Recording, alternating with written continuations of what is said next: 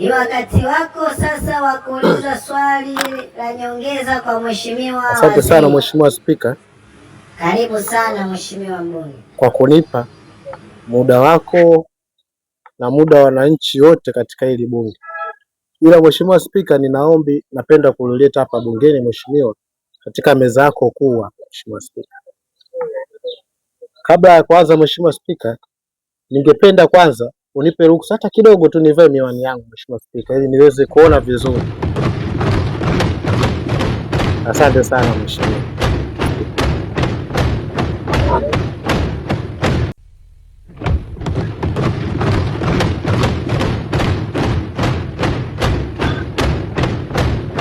Asante sana Mheshimiwa wabunge, asanteni sana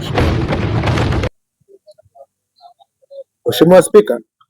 Kama tunavyoelewa, ndugu zetu wa Tanzania wengi wamekuwa wana tabia ya kumpenda mtu, au sisi wa Tanzania tumekuwa tuna tabia ya kumpenda mtu wakati akiwa amekufa. Wakati anapokuwa hai tunakuwa tunampita pita tu, tunakuwa tumpi like, atumpi comment, wala atushare na kusubscribe Mheshimiwa Spika.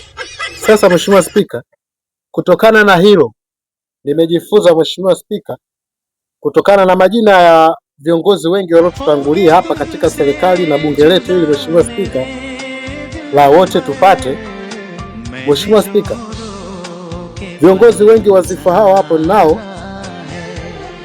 kwamba wanapokufa viongozi wengi ndio hukumbukwa na kusifiwa na kupendwa pia na kuenziwa Mheshimiwa Spika, na kupewa maua yao. Leo Mheshimiwa Spika, sina la kuongea Mheshimiwa Spika, zaidi ya kuleta ombi kwako Mheshimiwa Spika. Ninapenda kutoa wazo langu kwako kutokana na tabia hiyo ya Watanzania wengi. Nilikuwa naomba leo unipitishie msaada kwa niaba yangu mimi, ikiwezekana leo nife tu.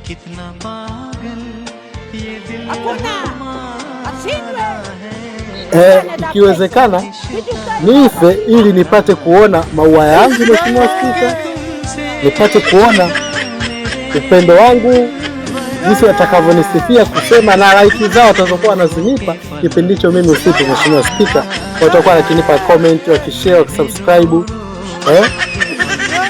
Na Mheshimiwa Spika, kwa hiyo maombi yangu sio mengi sana, ni hayo, na asante sana Mheshimiwa wabunge, asante sana.